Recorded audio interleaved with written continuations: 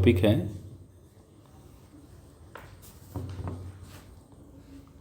Federalism. ठीक, पहला question आता है कि फेडरलिज्म होता क्या है ना। पहला क्या क्वेश्चन आएगा कि फेडरलिज्म होता क्या है और क्यों होता है। देखिए, बहुत जैसे हमारे यहाँ भी ना कई लेयर की सरकार है ना। ऐसा कब होता है जब भूभाग, जो ज़मीन का टुकड़ा जब बहुत बड़ा होता है ना, तो किसी एक जगह से सरकार चला पाना मुश्किल होता है। जैसे ये एक ज़मीन का टुकड़ा है ना, ये बहुत बड़ा है। अब देखिए, इसको कुछ भागों में मैं इसको बांट देता हूँ। ये एक भाग है, ये एक और भाग है ना। इतने सारे भाग हैं और हर एक पार्ट क्या है, एक राज्य जैसा है। ठीक ना। इनकी खास बात है कि ये वाला जो हिस्सा है ना, सॉरी, ये जो है ना 5, 6, 7, 8, 9, 10, तो जो 6 वाले हैं ना, इस राज्य वाले, इनके भाषा काफ़ी चीज़ मैच होते हैं। लेकिन जो 9 नंबर वाले हैं ना, इनका सिर्फ इतनी दूर में 9 और 6 का कोई ज़्यादा मैच नहीं होता है भाषा के आधार पे, रहन सहन, खाने के आधार पे। लेकिन लोग साथ में रहने को तो तैयार हैं, है ना। इनका बोलना है कि हमारा एक इतिहास रहा है शुरू से, तो हम लोग एक साथ रह सकते हैं, बट हम लोग का कोई मैच नहीं होता है। तो इसलिए ना गवर्नमेंट क्या बोलेगी कि देखो, एक गवर्नमेंट तो यहाँ पे बनेगी, है ना, इस पॉइंट पे गवर्नमेंट बना दी जाएगी। ये गवर्नमेंट पूरे को चलाएगी, प्लस जितने नंबर है ना, उन सब की खुद की भी गवर्नमेंट रहेगी। क्या रहेगी? इनकी खुद की भी गवर्नमेंट रहेगी। इसी को हमने क्या कहा है कि स्टेट गवर्नमेंट कहा है, प्रोविंशियल गवर्नमेंट कहा है ना। एक और क्या नाम आता है, प्रोविंशियल भी आता है, प्रोविंशियल, है ना। इसका मतलब एक बड़े भूभाग पे एक सरकार होगी, स्टेट की होगी, या उसको प्रोविंशियल सरकार बनेंगे, और ये सब मिल के एक देश का निर्माण करेंगे और उस देश को चलाने के लिए एक सरकार होगी। मान लेते हैं जो सरकार बीच में है ना, वो ब्लैक कलर से है, तो देखिए आपको बॉर्डर दिख रहा है ब्लैक से, तो जो ब्लैक कलर से है ना, वो सारा उसका है। और ये जो अंदर के बॉक्सेस है ना, मान लीजिए ये नंबर जो है ना, ये सारे ब्लू से हैं। ठीक, तो इन लोग बोलेंगे कि हमारे राज्य का सारा चीज़ हमारे पास होना चाहिए। ठीक, ये 6 नंबर का मान लीजिए रेड है, तो बोलेगा ये हमारे राज्य का सारा चीज़ हमारी सरकार के अंडर होना चाहिए। तो ऐसे करके हर राज्य ना अपना अपना चीज़ को अपने अंतर्गत रख लिए हैं। जैसे प्राथमिक स्वास्थ्य की जो सुविधाएं है, पानी, पीने के पानी की सुविधा है, सड़क जो है सुविधा है, बिजली है, ये सारा क्या किया है, राज्यों ने अपने पास रखा हुआ है। सेंट्रल गवर्नमेंट के पास भी है, लेकिन वो पूरे देश के लेवल का है ना। चलिए, अब क्वेश्चन आता है कि आपकी बुक के हिसाब से देखते हैं कि 1 is the government for the entire country that is usually responsible for few subjects of common national interest. Second is the government at the level of provinces of the state that look after much of the day to day administering of their state. ये चीज़ मैंने कही है जो book में आपको दिया है। अब इसमें आता है कि ना की फीचर्स क्या हैं, की फीचर्स है ना, की फीचर्स ऑफ फेडरलिज्म। ठीक, देयर आर 2 और more levels of tiers of government. क्या बोल रहे हैं कि ना, इसमें टायर का मतलब ना यहाँ पे श्रेणी है, लेवल है। जैसे इंडिया में अगर आप देखेंगे तो एक लेवल है जिसमें कि सेंट्रल गवर्नमेंट आती है। क्या गवर्नमेंट आती है? सेंट्रल गवर्नमेंट आती है। तो सेंट्रल गवर्नमेंट का बोलने का मतलब हमारे उस गवर्नमेंट से बारे में है जिसमें कि प्रेसिडेंट और प्राइम मिनिस्टर आते हैं। तो मैं यहाँ पे सीधा फिलहाल जो मेन आदमी है उसका नाम न लिख के मैं उसको लिखता हूँ जो चलाता है। तो जैसे यहाँ पे मैं लिख दिया प्राइम मिनिस्टर। कौन है प्राइम मिनिस्टर? नरेंद्र मोदी।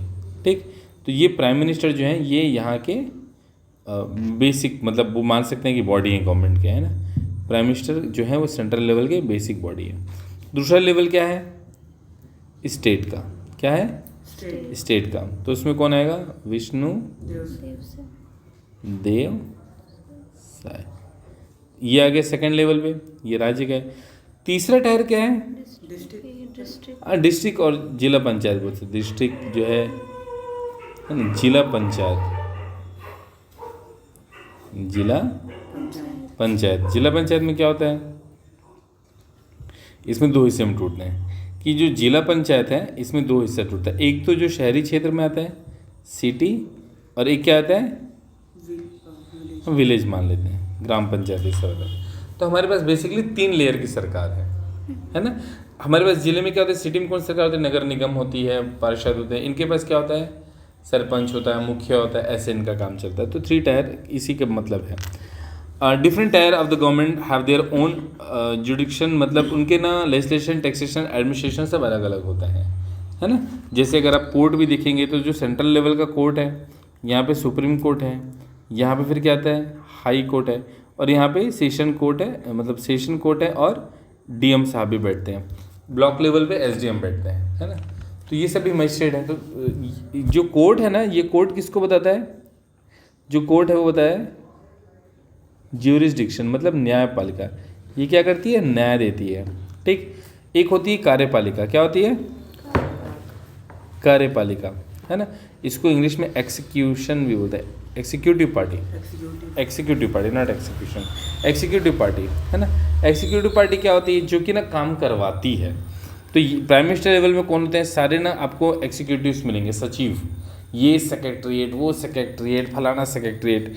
यहाँ पे क्या होता है, हाई मतलब स्टेट लेवल पे जैसे हाई कोर्ट है, तो वहाँ पे क्या हो जाएगा, वहाँ पे भी सचिव होते हैं, लेकिन राज्य के सचिव होते हैं। और जिला लेवल में क्या होता है, सारे कलेक्टर हो जाते हैं, एसडीएम हो जाते हैं, बीडीओ हो जाते हैं, जो भी है, जो सरकारी नौकरी वाले होते हैं ना, एग्जाम दे के आते हैं, सीजीपीएससी या यूपीएससी दे के जो आते हैं, ये सारे ब्यूरोक्रेट्स मिलकर इसको चलाते हैं, है ना, ठीक। कार्यपालिका में हम ऐसा मान सकते हैं, कार्यपालिका में और जुडिक्शन वाले में, न्यायपालिका में, दोनों के समन्वय से चलता है पुलिस, है ना। पुलिस का काम सिर्फ लोगों को पकड़ के कोर्ट ले जाना नहीं होता है, लॉ एंड ऑर्डर को भी मेंटेन करना होता है ना। आंदोलन में तो पुलिस किसी को नहीं पकड़ती है, लेकिन उनके रहने से आंदोलनकारी एक सिस्टमेटिक तरीके से अपना विरोध जताते हैं, ठीक। और एक क्या होता है, लेजिस्लेटिव होता है। लेजिस्लेटिव में क्या होता है, जो नियम बनाते हैं, जो लॉज बनाते हैं। तो सेंट्रल लेवल में कौन लॉज बनाता है, पार्लियामेंट, है ना, पार्लियामेंट, एमिनेटली शॉर्ट में लिख दिया हूँ। फिर स्टेट लेवल में कौन बनाता है, असेंबली बनाती है ना, असेंबली बनाती है। और तीसरा क्या है, पार्लियामेंट के बाद, असेंबली के बाद क्या लोकल लेवल पे भी गवर्नमेंट कोई नियम बना सकती है। देखिए जिला पंचायत में तो कोई नियम नहीं बनता है, लेकिन थोड़े बहुत काम से जुड़े हुए चीज़ें बनते हैं, छोटे मोटे, है ना। जैसे कि महापौर साहब बैठेंगी, वो बोलेंगे भाई डेंगू के लिए क्या करना है, तो बोलेगा सर ऐसा करते हैं, कल से कोई पानी जमा नहीं करेगा, अगर जमा करेगा तो उस पर फाइन लगाएंगे। ये भी एक प्रकार का नियम है, महापौर उसको पास करवा देगी, है ना, साइन कर देगी। तो अब अगर आप खुले में पानी जमा करते हैं, साफ पानी भी, तो आप पे ये दोष लगेगा कि आप डेंगू को फैला रहे हैं, और आप पे फाइन भी लग सकता है 500-1000 का। तो एक प्रकार से छोटा नियम तो वो भी बना ही, मतलब नियम भी बनते हैं। तो इसका मतलब ये है कि सरकार के ना 3 भाग होते हैं। एक होता है लेजिस्लेटिव, जो नियम बनाता है, एक होता है एग्जीक्यूटिव, है ना, क्या होता है एग्जीक्यूटिव, और एक होता है जुडिक्शन बोल देते हैं, डिक्शन, है ना। ये क्या करता है, ये एक प्रकार से दंड देता है, जो लोग काम नहीं करते उनको सजा देता है, ये काम को करवाता है ना, और ये नियम बनाता है। सर जो लेजिस्लेटिव मतलब जो मतलब नियम बनाता है उसको तो एग्जीक्यूटिव भी देखते हैं ना, मतलब वो, हाँ, ये इसी को तो फॉलो करते हैं। अगर इसने बना दिया कि आज से कोई भी आदमी, जैसे मान लेते हैं खुले में थूक नहीं फेंकेगा, स्पिट नहीं करेगा, तो इसने एक लॉ बना दिया कि आज से थूकना मना है। तो जो थूकेगा उसको कौन अरेस्ट करेगा, और उसको कहाँ पेश करेगा पनिशमेंट के लिए, ठीक, ऐसा चलता है। तो 3 लेयर पे सब चीज़ है। तो ये भी ना 3 लेयर पे है, ये भी 3 लेयर पे है, ये भी 3 लेयर पे है, और ये भी 3 लेयर पे है। मतलब नियम बनाना भी 3 लेवल पे है, उसको पालन करवाना भी 3 लेवल पे है, और सजा देना भी 3 लेवल पे है। सर हाँ, तो मतलब लेजिस्लेटिव एक तरीके से गवर्नमेंट हुआ, और एग्जीक्यूटिव, तीनों ही गवर्नमेंट के हिस्से हैं। हाँ, इसको गवर्नमेंट का हिस्सा नहीं बोलना चाहिए, ये सरकार का हिस्सा नहीं है ना, ये सरकार का इससे लेना देना नहीं है। ये मॉनिटर करती है सरकार को भी, उसके नियमों को, उसके एक्ट को भी, और क्या करती है, जो लोग गलती करते हैं उनको भी देखती है, लोगों के मानवाधिकार, फंडामेंटल राइट्स को भी देखती है जुडिक्शन। तो जुडिक्शन को ये बोलना कि सरकार का हिस्सा है, ये गलत है। वो अपने आप में एक प्रकार की सरकार है ना, वो सीएम मोदी के अंदर में नहीं आएगी, वो फ्री है ना, ठीक। इसमें एक और पॉइंट दिया, the expanse and authority of each tyre of the government is constitutionally guaranteed का मतलब ये है कि ना जितने भी कॉन्स्टिट्यूशन के आधार पे जो सरकार, मतलब जो भी सरकार है, इनका इन सब का काम गारंटीड के साथ में दिया हुआ है, आपस में समन्वय। ऐसे नहीं कि ये से लड़ दिया वो से लड़ दिया, नहीं, सबके अलग अलग स्लॉट्स हैं, सबका अलग अलग पोर्टफोलियो है, सबके अपने अपने टारगेट हैं, आपस में टकराव होने की कोई चांसेस नहीं है ना। फिर रेवेन्यू के बारे में, हर गवर्नमेंट का रेवेन्यू अलग है। जैसे सेंट्रल गवर्नमेंट अलग रेवेन्यू लेगी, ये कोर्ट अलग करवाएगी रेवेन्यू। एक्चुअली देखा जाए ना तो ये रेवेन्यू का हिस्सा नहीं है ना, ये कोई रेवेन्यू का हिस्सा नहीं है। ऐसा नहीं कि सरकार को कमाई करके देती है, हालांकि ये भी पैसा वसूलती है, बट जो जिस डिपार्टमेंट का था उसमें उसको डलवा देती है। ये इसके पास पैसे नहीं आते हैं। सुप्रीम कोर्ट बोलेगा तुमने गलती की 5,000 का फाइन देना पड़ेगा, तो वो अपने पास नहीं रखेगी, उससे संबंधित जो भी विभाग होगा उसके खाते में जाएगा। ठीक, अब federal system has 12 objectives to safeguard and to promote unity of the country and also it accommodates regional diversity. हर राज्य की डाइवर्सिटी को ना ये सिक्योर करती है। कैसे सिक्योर करती है, एक छोटा सा उदाहरण समझते हैं इंडिया के। ठीक, मान लीजिए यहाँ पे गोवा है, ठीक, और यहाँ पे कोई एक आइलैंड है, जैसे यहाँ पे एक लक्षद्वीप है या यहाँ पे कोई आइलैंड है, ये 2 आइलैंड है। ठीक, अपना गोवा और इनके में मान लीजिए बहुत फ़र्क है, ये है ना। जैसे गोवा में मतलब जो भी बाहर से पर्यटक आते हैं, टूरिस्ट आते हैं, है ना, और यहाँ जो टूरिस्ट आते हैं, ठीक, यहाँ टूरिस्ट, और मान लीजिए यहाँ पे त्रिवेंद्रम में भी एक कोस्टल है, त्रिवेंद्रम, यहाँ पे एक पुरी है, ये भी टूरिस्ट लोगों का प्लेस है, सब जगह टूरिस्ट आते हैं। तो गोवा में क्योंकि ना यूरोपियंस आते हैं, तो मान लीजिए हमने उनके लिए एक ऐसी व्यवस्था की जहाँ पे लोग शराब वराब पी सकते हैं, जो भी नॉनवेज खाना है, क्योंकि उनके कल्चर में है। बट वो चीज़ हम त्रिवेंद्रम में नहीं दे सकते, क्योंकि ना यहाँ पे जो टूरिस्ट है वो बेसिकली इंडियन टूरिस्ट जाता है और धार्मिक रीजन से आते हैं, है ना, पद्मनाभ जी की जो मंदिर है उसके लिए आते हैं। तो अगर हम शराब की दुकान यहाँ खोल रहे हैं तो यहाँ पे नहीं खोल सकते। फिर टूरिस्ट बोलेंगे अरे यार तो समंदर है यार, यहाँ पे होना चाहिए, लेकिन उनका और हमारा कस्टम अलग है। गोवा का जो कल्चर है वो पुर्तगीज़ बेस पे है ना, डांस होता है, गाजे बाजे बजता है। त्रिवेंद्रम में तो ऐसा नहीं है, तो हम वहाँ पे नहीं कर सकते। तो हर चीज़ में दोनों राज्य की प्राथमिकताएं अलग अलग हैं, इसलिए वो अपने, तो गोवा गवर्नमेंट तय करेगी कि भाई हो सकता है शराब बेचने का जो है वो लाइसेंस ज़्यादा दिया जाए, ताकि क्योंकि हमारे कल्चर में हर कोई बेच सकता है। बट त्रिवेंद्रम जस्ट उल्टा करेगा कि ना तो शराब कोई गवर्नमेंट ठेकेदार वहाँ बेचे, ना प्राइवेट ठेकेदार बेचे, ना प्राइवेट होटल बेचे, ना ही कोई आदमी प्राइवेटली बेचे। हाँ, बार है तो बार के अंदर पिला रहे हैं अलग बात है, पर बाहर ना पिलाएं, क्योंकि बाहर में बहुत बड़ा पवित्र मंदिर है। तो ये राज्य सरकार शराब के लिए अलग नीति बना रही है, और गोवा की सरकार उल्टा बना रही है। गोवा सरकार क्या बोलेगी, जिसको बेचना है बेचो, है ना, 18 साल हो गया तुम भी बेचो, घूम घूम के बेचो, है ना, जोमेटो टाइप से घर डिलीवरी करके बेचो, क्योंकि वहाँ कोई दिक्कत नहीं है ना। वहाँ पे चर्चेस ज़्यादा हैं, वहाँ ईसाई लोग ज़्यादा हैं, तो उनके में चलता है, तो उनके हिसाब से। बट हमारे हिसाब तो दोनों राज्य अपने अपने हिसाब से नियम बनाए, ये तो उन पर डिपेंड होना चाहिए, ना कि दिल्ली की सरकार तय करे कौन क्या खाएगा क्या पिएगा, है ना। ऐसे ही फिर खाने को लेके भी है, ऐसे पहनावे, ऐसे रोड टैक्स, ऐसी हर चीज़ को, रजिस्ट्री, ज़मीन, बहुत सारी चीज़ों का है। जैसे कुछ गवर्नमेंट में लिख गया है कि ना, जैसे अभी तमिलनाडु में निकला है नया नियम कि अगर आप घर बनाते हैं तो आपको ना ड्रेनेज सिस्टम बनाना जरूरी है, नहीं तो आपको लाइसेंस नहीं मिलेगा। ये आपका घर है ना, मान लीजिए आप घर बना रहे हैं, तो आपको एक ड्रेन सिस्टम, मतलब ये जो रेन वाटर हार्वेस्टिंग है ना, इसका आपको ऐसे बनाना पड़ेगा एक ठो। क्यों बनाना पड़ेगा, क्योंकि वहाँ वाटर लेवल नीचे जा रहा है, तो आपको अपने घर का वाटर लेवल मेंटेन करके रखना है। छत्तीसगढ़ में तो नियम ऐसा नहीं है, जिस दिन आ जाएगा तो हम भी करेंगे। तो राज्यों के अपने अपने निहित हैं, अपने अपने स्वार्थ हैं, अपने अपनी ज़रूरतें हैं। जो मेरा ज़रूरत है वो जरूरी नहीं आपका भी ज़रूरत हो, और आपका ज़रूरत मेरा ज़रूरत नहीं हो सकता। ठीक, ये बहुत इंपॉर्टेंट बात है, इसको आपको याद रखना। लास्ट पॉइंट देखते हैं, balance of the power between the central and the state government, coming together federation, holding together federations. इसका मतलब क्या, देखिए जो स्टेट और सेंट्रल है ना, ये सेंट्रल है, ठीक।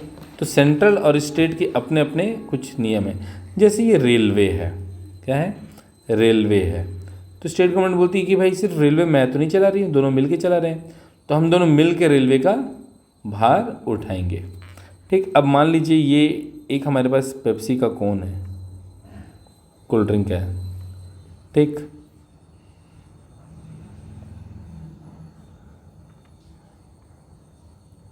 थम्स अप ऐसा कुछ है, ठीक, थम्स अप का केन है। अब इस पर जीएसटी लगा हुआ है, तो जीएसटी जो लगा है, एक तो सेंट्रल गवर्नमेंट ने लगाया है ना, मान लीजिए दिल्ली में बन रहा है, स्टेट गवर्नमेंट बोलेगी भाई मेरे यहाँ भी तो आ रहा है, मेरे यहाँ बिक रहा है, तो सीजी गवर्नमेंट और उड़ीसा गवर्नमेंट के पास गया, उड़ीसा गवर्नमेंट पास। तो इन लोगों को सीजी गवर्नमेंट बोली कि मैं ना 1% टैक्स लगाऊंगी, और उड़ीसा गवर्नमेंट बोली कि ना मैं 0.1% लगाऊंगी। तो उड़ीसा में क्या होगा, ज़्यादा ज़्यादा बिकेगा, ज़्यादा सस्ता भी मिलेगा, है ना। तो कई लोग ना इसको चोरी छुपे छत्तीसगढ़ में ला के बेचेंगे, कम दाम में लाएंगे और यहाँ पे उतने ही दाम में बेचेंगे ताकि प्रॉफिट ज़्यादा हो। तो स्टेट गवर्नमेंट क्या करेगी, इसको ब्लॉक करेगी, छापा मारेगी। तो एक ना इसका भी एक रेवेन्यू है और एक इसका भी रेवेन्यू है ना। एक ही सेंट्रल गवर्नमेंट फिक्स नहीं करेगी कितना परसेंट जीएसटी यहाँ पे? नहीं, वो कंपनी से ले लेती है, सीधा कंपनी से, जो कंपनी बना रही है ना उससे एक बार टैक्स ले लेती है, फिर तुम जहाँ चाहो वहाँ करो, है ना। स्टेट गवर्नमेंट अपना अपना टैक्स रखेगी। तो रेवेन्यू दोनों का है, तो ये आपस में रेवेन्यू टकराना नहीं चाहिए। तो संविधान में इसका ख्याल रखा गया है कि दोनों के रेवेन्यू ना टकराए, है ना। जैसे इसी में एक एग्जांपल लेते हैं कि यहाँ पे एक स्टेट है जिसका नाम है झारखंड, है ना, और थोड़ी दूर के बाद में क्या है, बांग्लादेश है। तो यहाँ से क्या होता है, यहाँ से ना बिजली जाती है, ठीक, क्या जाती है, बिजली जाती है, इलेक्ट्रिसिटी जाती है, जोरदार बिजली जाती है। आधा बांग्लादेश तो झारखंड चला रहा है ना। एक बार लाइट ऑफ कर देगा समझ में आ जाएगा उन लोगों को, तो पूरा बिजली वहाँ जा रहा है। तो यहाँ के लोग बोले कि भाई आप बिजली दे रहे हैं ठीक है, बट इस जगह पे ना जहाँ से बिजली जा रहा है वहाँ पे बहुत डस्ट हो रहा है बहुत ज़्यादा धूल उड़ रहा है, लोग खांसी में मर रहे हैं। तो यहाँ के लोग परेशान होकर बोले कि हम बिजली को नहीं लेने देंगे, लेकिन बिजली तो केंद्र सरकार बेच रही है। तो ऐसा नहीं कि कोयला सिर्फ राज्य सरकार का है, राज्य सरकार उस राज्य में आता है तो कोयला उनका हो गया, उस पर पूरे देश का हक है। हाँ, पहला हक झारखंडियों का है, मैं कोयला उठाऊँ उससे पहले झारखंडी लोग को मौका मिलना चाहिए, तो उस बाबत है। आई बस समझे। तो यही है कि ना कोई सेंट्रल गवर्नमेंट आके झारखंड गवर्नमेंट से लड़ाई नहीं कर लेगा। इसी को बोलते हैं कि फेडरलिज्म में दोनों ही पावर का एक बैलेंस बना हुआ है, कॉन्स्टिट्यूशनली संवैधानिक तरीके से एक बैलेंस बना हुआ है ताकि आपस में टकराए ना। तो बांग्लादेश पे करती है बिजली की? हाँ बिल्कुल देती है, बांग्लादेश देती है, आधा बांग्लादेश यहीं चल रहा है, झारखंड चल रहा है। सर हम लोग बिजली की काटे जब हम लोग को पेमेंट पे कर रही हो तो? नहीं, अगर हम काट दिए किसी रीज़न से तो क्या पेमेंट तो चलो बाद में भी किसी और से मिल जाएगा, बट वो चलेंगे कैसे, ज़्यादा कोयला तो उनके पास है नहीं, है ना। चलिए, तो यहाँ तक हम लोग पढ़ लिए, इसके आगे आप पढ़ेंगे।